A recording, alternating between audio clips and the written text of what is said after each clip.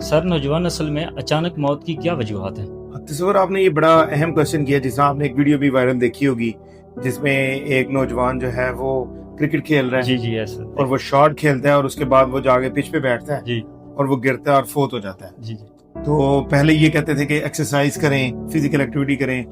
یہ کولیسٹرول کو مینیج کر دے گی، شوگر کو مینیج کر دے گی، لیکن اب یہ بڑے الارمنگ سچویشن ہے کہ ہم دیکھتے ہیں اچانک ایک شخص بیٹھا ہوا ہے اور اچانک اسے ہارٹ اٹیک ہو جاتا ہے، جی دل کی شریانیں بند ہو جاتی ہیں یا ہارٹ اٹیک اچانک ہوتا ہے اور وہ فوت ہو جاتا ہے۔ جی یہ جو سر یہ جو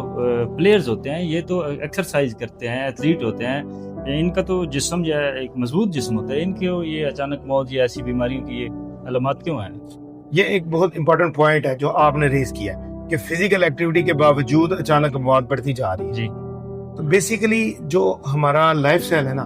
ہم نے اس کو مینیج کرنا ہے۔ ایک تو لائف سٹائل میں سب سے بڑا یہ کہ ہمارے کھانے پینے کی جو طریقے ہیں وہ غلط ہے۔ جی اب ہمارے آپ دیکھیں گے کہ ہم کولڈ ڈرنکس کا بہت زیادہ استعمال جی کرتے ہیں، بالکل ایسا میٹھے مشروبات کا استعمال بہت زیادہ ہے۔ ایسا جب آپ میٹھا مشروبات استعمال کرتے ہیں تو جو فرکٹوز جاتا ہے جگر کے اندر، وہ اس کو فوراً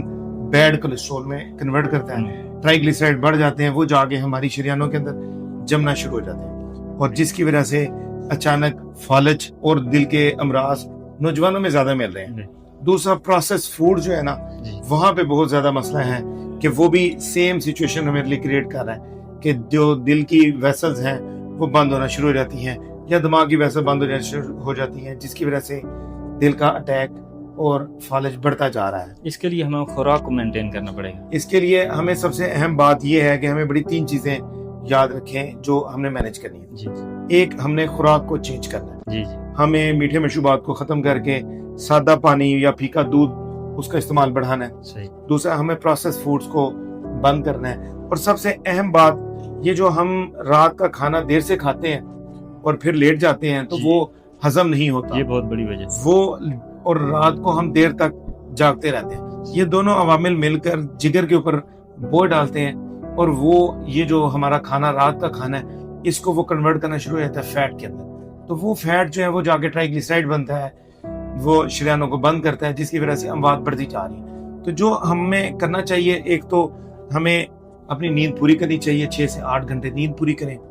اور ایکسرسائز کریں، روزانہ 30 منٹ کی کم از کم ایکسرسائز ہونی چاہیے، اور جن کا بیٹھنے کا کام زیادہ ہے وہ گھنٹے بعد، 1.5 گھنٹے بعد، 2 گھنٹے بعد اٹھ کے 10 سے 15 منٹ کی چہل قدمی کریں تاکہ جسم کو ریسٹ ملے۔ اور سب سے اہم بات، پروسیس فوڈز اور شوگری ڈائٹس یا مشروبات، یہ کوک، پیپسی، اس کو بالکل بند کر دیں، تو اس سے ہم اپنی نوجوان نسل کو بچا سکتے ہیں، اور آنے والے دنوں میں ہم دیکھیں کہ چھوٹے چھوٹے بچے جو ہیں وہ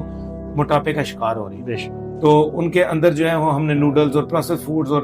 یہ ہم نے بہت زیادہ بڑھا دیا لاڈ پیار کے اندر، تو ہمیں یہ بند کرنا ہوگا اگر ہم اپنے آنے والی نسل کو بچانا چاہتے ہیں۔ بہت شکریہ سر، آپ نے بہت اچھا ایک پوائنٹ جو ہے وہ ریز کیا، نوجوان نسل کے لیے یہ ایک فائدہ مند ہے، اس پہ یہ عمل کرے گی تو انشاءاللہ آنے والے دنوں میں وہ بچ سکتی ہے۔ Thank you.